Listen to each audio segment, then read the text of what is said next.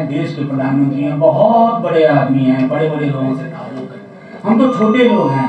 लोकतंत्र में युवराज और महाराज नहीं होता। लोकतंत्र में जनता जिसके सर ताज रखती है ना, वो भी लोकतांत्रिक राजा ही होता है, युवराज महाराज नहीं होता है।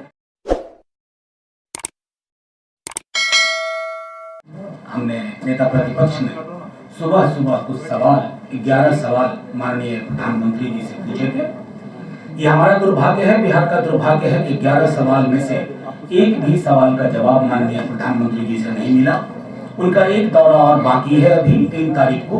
उम्मीद करते हैं कि उनके स्क्रिप्ट राइटर उन्हें 11 सवालों के जवाब आने वाली 3 तारीख को लिखकर कम से कम दे देंगे, ताकि टेलीप्रॉम्प्टर पर वो आ जाए और प्रधानमंत्री जी हम सबको बता पाए। क्योंकि बिहार की पीड़ा पूरे देश ने देखी। दुख की बात यह है कि देश के आला अधिकारी, देश के प्रधानमंत्री जी, मंत्रीगण और हमारे बिहार के मुख्यमंत्री जी तो यहाँ तक चले गए तो उन्होंने ये कहना शुरू कर दिया साफ शब्दों में कि किसी को आने नहीं देंगे या के लूटपाट मचाएंगे। खैर, इन जो समाज में उस तरह की विकृतियां लकर समूहों के रूप में आई, उसको मैं किनारे करता हूँ। 2018 अप्रैल के महीने में माननीय प्रधानमंत्री जी के अंदर नीति आयोग है, उसके सीईओ अमिताभ कांत जी ने कहा कि बिहार और बिहारियों की वजह से देश पिछड़ा हुआ है।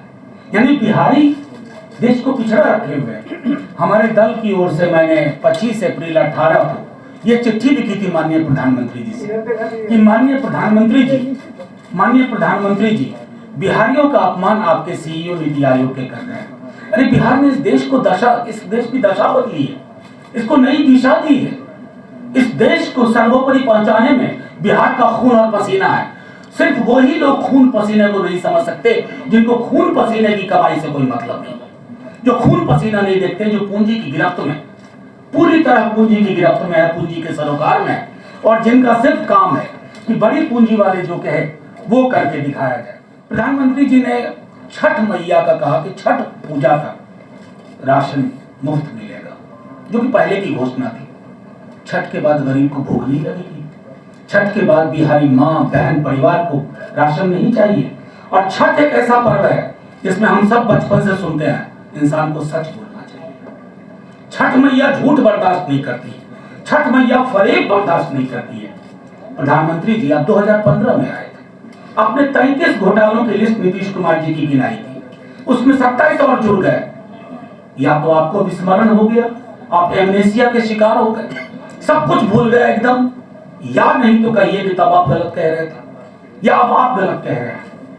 मैं सिर्फ इतना कहना चाहता हूं कि आज उन्होंने एक बात और कही कि कर्पूरी ठाकुर जी, संभवतः उनके स्क्रिप्ट राइटर ने नहीं बताया होगा, कर्पूरी जी, जननायक कर्पूरी ठाकुर की सरकार कैसे गई, किसने गिराई, ये बिहार का बच्चा और चप्पा जानता है कौन वो लोग थे। मैं सिर्फ 2-3 चीज कह करके खत्म करूंगा। माननीय प्रधानमंत्री जी, नेता प्रतिपक्ष तेजस्वी महागठबंधन के मुख्यमंत्री पद के उम्मीदवार के तौर पर 10 लाख नौकरी 10 तारीख से उसकी प्रक्रिया की शुरुआत की बात कर चुके हैं। या तो आप कहिए कि आप 12 लाख सरकारी नौकरी देंगे, या पीठ थपथपाइए कि पहली बार इस देश में चुनाव बीते कुछ वर्षों में नौकरी पर बात हो रही है। आपकी उस पर चुप्पी बताती है कि रोजगार से आपका कोई ताल्लुक नहीं है। दूसरी चीज, ऐसा क्यों है माननीय प्रधानमंत्री जी कि बिहार बेरोजगारी का एपी सेंटर है, 46.6%। आपके पूरे विजन में आज मैंने कुछ नहीं सुना। माफी के साथ कहता हूं, बिहार इंतजार कर रहा था। आप कहेंगे कि विशेष राज्य का पैकेज बिहार पिछड़ा है।